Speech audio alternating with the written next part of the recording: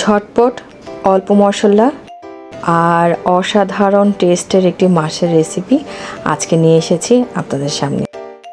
আসসালামু আলাইকুম, চলে আসলাম নতুন একটা ভিডিও নিয়ে এবং আজকে একটি অসাধারণ স্বাদের মাছের রেসিপি শেয়ার করতে চলেছি আপনাদের সাথে। এখানে আমি দু ধরনের মাছ নিয়েছি, একটি হচ্ছে কই মাছ আর একটি হচ্ছে কাতল মাছ। তো আমার বাসায় লোক সংখ্যা বেশি ছিল, কেউ কই মাছ খায়, কেউ কাতল মাছ খায়, যে কারণে দু ধরনের মাছই আমি একসাথে নিয়ে নিয়েছি।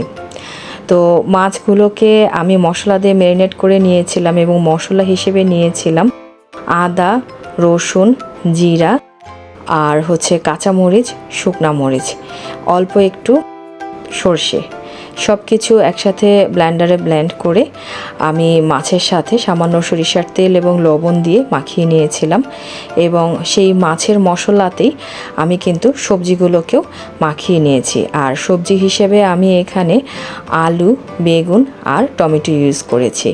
আপনারা চাইলে এখানে সামান্য কিছু ধনেপাতাও ব্যবহার করতে পারেন।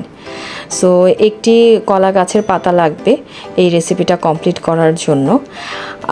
আমি কলা পাতায় সামান্য তেল মাখিয়ে প্রথমে মাছগুলোকে বসিয়ে দিয়েছিলাম এবং মাছ এবং সবজির যে পানিটা বের হয়েছে সেই পানি দিয়েই কিন্তু পুরো রান্নাটা হয়েছে।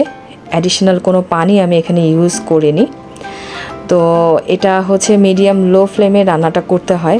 এক পাশ আমার হয়ে গেছে, আমি নামিয়ে দেখাচ্ছি, একদম গোল্ডেন ব্রাউন হয়েছে এবং এবার আমি উল্টে দিচ্ছি আরেক পাশ এবং এই কাজটা কিন্তু খুব সাবধানের সাথে করতে হবে। তো এই রান্নাটা পুরো প্রসেস কমপ্লিট করতে যেহেতু মিডিয়াম লো ফ্লেমে আমি করেছি, 20 থেকে 25 মিনিট সময় লাগে এবং অসাধারণ টেস্টের হয় রান্নাটা। আমার পক্ষে পাটায় বেটে নেওয়া সম্ভব হয়নি, যে কারণে আমি মিক্সিতে করেছি। যদি এটা পাটায় বেটে মশলায় করা হয় তাহলে কিন্তু স্বাদটা আরও বেশি অসাধারণ হবে। তো আশা করছি সবাই বাসায় ট্রাই করবেন রেসিপিটা এবং আমাকে কিন্তু কমেন্ট করে জানাবেন কেমন লাগলো। আজকের মতো এ পর্যন্তই, সবাই ভালো থাকবেন। আসসালামু আলাইকুম।